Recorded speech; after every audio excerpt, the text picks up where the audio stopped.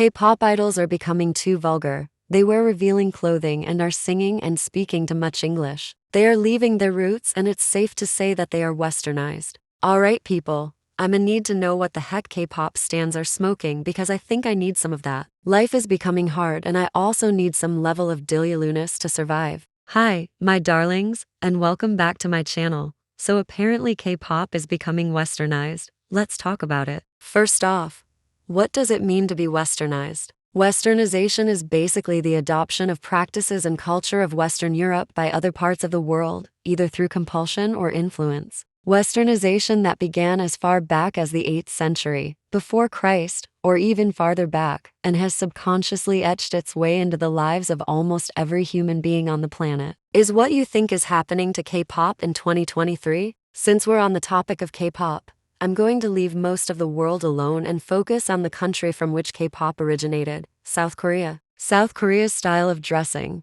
the trends they follow, their volumized hair, their chic or elegant outfits, or however you want to call it, even their desire to learn English in some parts of the country. Those are all effects of westernization. In fact, they are so westernized that it shows with how much they consume. I'm not talking about food. I'm talking about fashion, lifestyle, and entertainment. Don't even get me started on the plastic surgery. Plastic surgery first began in India, then the West took it on, and then SK became a hot spot for plastic surgery. That being said, K-pop was built on an already westernized nation. K-pop has for the most part been basically Western-type music, except it's sung in Korean. K-pop was literally influenced by hip-hop. Hello? Then it was influenced by the idol structure of Japan, which also had its own influence. Like, do you guys not get that the world only thrives because we all borrow from each other? Ideologies, philosophies, and even religion. People say old K-pop music sounded nothing like Western music, and I beg to differ. Except you're speaking about the kawaii music or culture K-pop took from Japan, then I assure you that K-pop music has always sounded like Western music. Even SHinee's song Replay. I can name a couple artists who probably influenced that song, and majority of them would be black. Also remember that half the people writing K-pop songs are Westerners. What do you think you were gonna hear? And sweet, sweet humans, for the love of Mother Earth, K-pop has always had its share of vulgarity. K-pop has always had explicit dance moves and revealing clothing. Like, are we just going to forget that groups like 2PM, Brown Eyed Girls,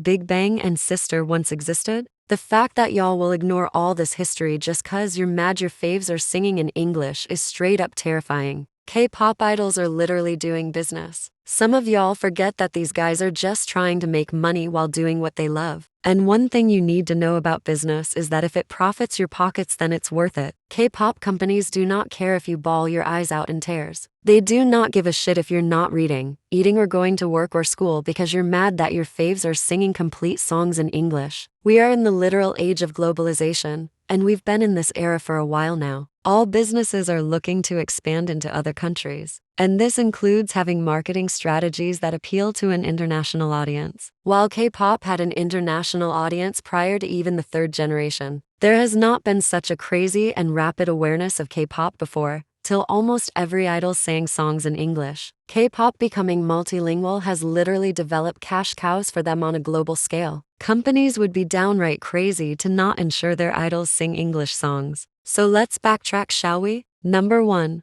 Westernization is not happening in K-pop because K-pop was created in an already westernized country, while taking influence from Japan. K-pop was inspired by hip-hop, and the clothing is a dead giveaway. Number 2. K-pop music is mostly written by Westerners and has therefore always had Western influence. Again, K-pop was inspired by hip-hop. If you pay enough attention to the evolution of Western music or have a diverse taste in the music from the 2000s downwards, you'd know that K-pop has always had a Western feel or sound to it. Most people probably just don't pick it up because a K-pop is sang in Korean. Number 3.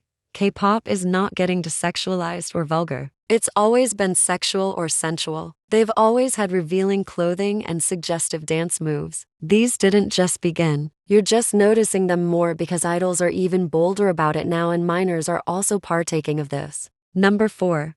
Nobody is being westernized because they speak or sing a lot of English. That part has already been done. These companies are just trying to expand even more and build even bigger fan bases. Don't you see what is happening with quote-unquote global groups? If you don't like your faves singing English because it feels like they are abandoning their roots, here's a thought. How about you unstand them and move on? For crying out loud, your life does not and should not revolve around a group of people that are humans just like you. And some up my knee. I've got a basketball on my team.